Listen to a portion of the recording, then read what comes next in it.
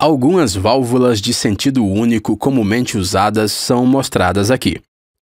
Todas essas válvulas têm uma coisa em comum: todas têm peças móveis. Aqui está um desafio de design.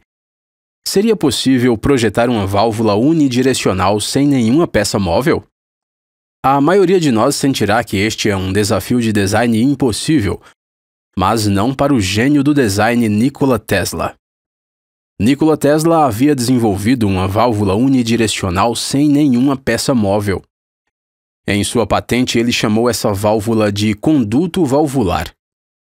Neste vídeo, não aprenderemos apenas o funcionamento dessa válvula. Faremos uma tentativa de entender como a mente de Tesla funcionou durante o desenvolvimento deste produto brilhante.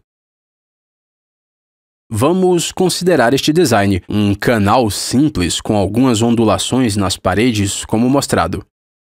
Esses tipos de ondulações oferecem a mesma resistência ao fluxo quando o fluido entra por qualquer lado. Agora vejamos o segundo caso. Aqui os obstáculos são adicionados em um ângulo. E aqui vai uma pergunta para você.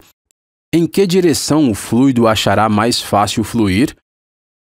Da esquerda para a direita ou da direita para a esquerda? Sua intuição diz que o fluido da direita para a esquerda é mais fácil, não é? Por que isso é assim?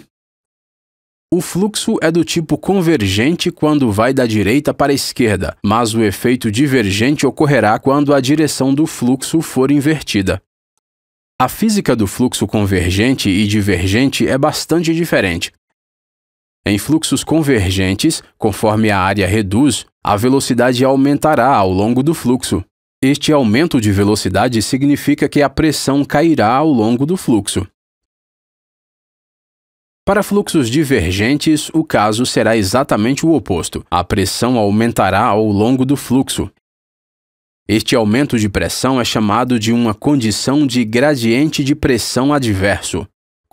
Conforme a pressão aumenta ao longo do fluxo, a partícula de fluido desacelera ao longo do comprimento e, após um determinado comprimento, a reversão do fluxo pode ocorrer.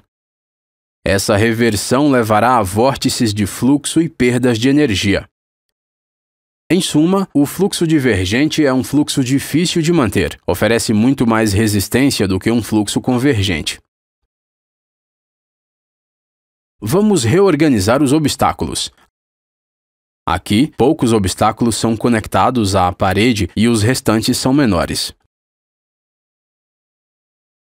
Vamos examinar o que acontece com o fluxo quando ele se move da esquerda para a direita. Você adivinhou.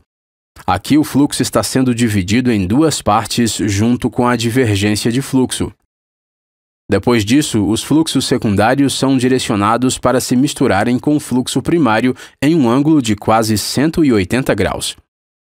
Este processo é semelhante à mistura de dois jatos de direções opostas, o que resulta em turbilhonamento do fluxo e perdas. Obviamente, este projeto produzirá mais restrições do que o projeto anterior, e esse processo se repetirá a cada par de obstáculos. Quando o fluxo vai da direita para a esquerda, ele passa com muita facilidade, sem muita obstrução. Vamos fazer mais algumas modificações geométricas neste design. O design anterior é um reflexo de espelho. Vamos mudar a parte inferior como mostrado. Agora a largura da obstrução é aumentada. O que você tem agora é o design de Nikola Tesla. Na válvula de Tesla, o fluxo é sempre dividido em dois fluxos. O fluxo em linha reta é o fluxo primário e o fluxo desviado é o fluxo secundário. Em seu projeto, Nikola Tesla inteligentemente integrou de forma otimizada toda a interessante mecânica dos fluidos que aprendemos até agora. Agora vamos ver a mecânica de fluido detalhada da válvula de Tesla. Vamos considerar o fluxo da direita para a esquerda primeiro. Inicialmente, o fluxo é dividido em dois fluxos. Obviamente, o fluxo secundário será muito baixo, pois o fluido terá que dar uma volta desnecessária para entrar naquela região.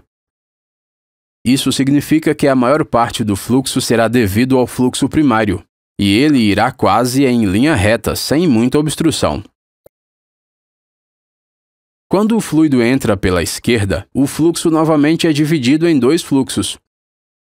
Na seção inferior, o fluxo diverge e o gradiente de pressão adverso tornará sua vida difícil.